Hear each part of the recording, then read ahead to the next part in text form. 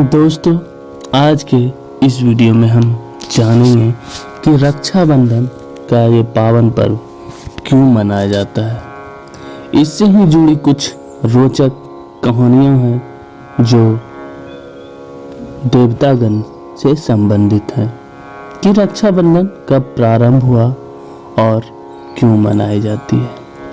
तो चलिए कहानी को शुरू करते हैं। रक्षाबंधन का ये पावन पर्व कब प्रारंभ हुआ, इसकी स्पष्ट तिथि की कोई जानकारी उपलब्ध नहीं है, लेकिन इसके संबंध में कई कथाएं प्रचलित हैं। पुराणों में भी इन कथाओं का वर्णन मिलता है। तो चलिए जानते हैं रक्षाबंधन की कहानी के बारे में। रक्षाबंधन की एक पौराणिक कथा भगवान विष्णु, देवी लक्ष्मी और राजा बलि से जुड़ी हुई है। असुरों का राजा बलि 100 यज्ञ पूर्ण कर वह अजय हो गया। धरती पर अपना साम्राज्य स्थापित कर वह स्वर्ग का सिंहासन प्राप्त करने की तैयारी करने लगा। यह जानकारी होते ही देवराज इंद्र बहुत चिंतित हो गए और भगवान विष्णु की शरण में पहुंचे। भगवान इंद्र ने भगवान विष्णु से स्वर्ग का सिंहासन बचाने की प्रार्थना की। तब वामन अवतार धारण कर भगवान विष्णु राजा बलि के दरबार में गए और उनसे भिक्षा की याचना की। राजा बलि दानवीर था। उसने वामन अवतार भगवान विष्णु को वचन दिया कि वह भिक्षा में जो भी मांगेगा उसे प्रदान किया जाएगा। भगवान विष्णु ने भिक्षा में 3 पग भूमि मांग ली।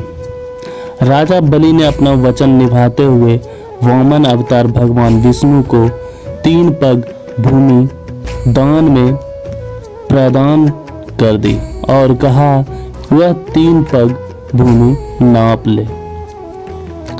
भगवान विष्णु ने पहले पग में पृथ्वी को नाप लिया और दूसरे पग में स्वर्ग को। तीसरे पग के पहले ही राजा बलि यह अनुमान कर चुका था कि उसके समक्ष उपस्थित वामन कोई साधारण व्यक्ति नहीं है। उसने अपना शीश वामन रूपी भगवान विष्णु के आगे झुका दिया और उनसे तीसरा पग अपने शीश पर रखने का निवेदन किया। भगवान विष्णु ने वैसा ही किया। इस तरह राजा बलि अपना संपूर्ण राज्य गंवाकर पाताल लोक में रहने को विवश हो गया। पाताल लोक जाने के पूर्व राजा बलि की प्रार्थना पर भगवान विष्णु अपने वास्तविक रूप में आए। वे बलि की दान पूर्णता देख बहुत ही प्रसन्न हुए। उन्होंने राजा बलि से वर मांगने को कहा। राजा बलि बोला, भगवान, मेरा तो सर्वस्व चला गया। मेरी आपसे बस यही प्रार्थना है कि आप हर घड़ी मेरे समक्ष रहें। भगवान विष्णु ने तथास्तु कहा और राजा बलि के साथ पाताल लोक चले गए। वैकुंठ में भगवान विष्णु की प्रतीक्षा कर रही देवी लक्ष्मी को जब यह सूचना मिली तो वे चिंतित हो उठी। उन्होंने नारद मुनि को बुलाकर मंत्रणा की और इस समस्या का तोड़ पूछा। नारद मुनि ने उन्हें सुझाया कि वे राजा बलि को रक्षा सूत्र बांधकर अपना भाई बना ले और उपहार स्वरूप भगवान विष्णु को मांग ले। देवी लक्ष्मी गरीब महिला का भेष धरकर पाताल लोक पहुंची और नारद के सुझाए अनुसार राजा बलि की कलाई पर रक्षा सूत्र बांध दी। तब राजा बलि बोला, आपको देने के लिए मेरे पास कुछ भी नहीं है। तभी देवी लक्ष्मी अपने वास्तविक स्वरूप में आई और बोली, आपके पास तो साक्षात भगवान विष्णु है, मुझे वही चाहिए। राजा बलि ने भगवान विष्णु को देवी लक्ष्मी के साथ जाने का आदेश दिया।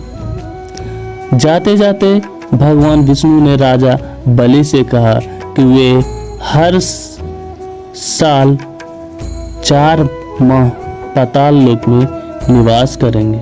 वे 4 माह चतुर्दशी कहलाते हैं और देवशयनी एकादशी से प्रारंभ होकर देव उठनी एकादशी तक चलते हैं। जिस दिन देवी लक्ष्मी ने राजा बलि को रक्षा सूत्र बांधा था वह सावन महीने की पूर्णिमा का दिन था। तब से वह दिन रक्षा बंधन के रूप में मनाया जाता है और उस दिन बहनें अपने भाइयों की कलाई पर रक्षा सूत्र अर्थात राखी बांधती है और भाई बहनों की रक्षा का वचन देता है।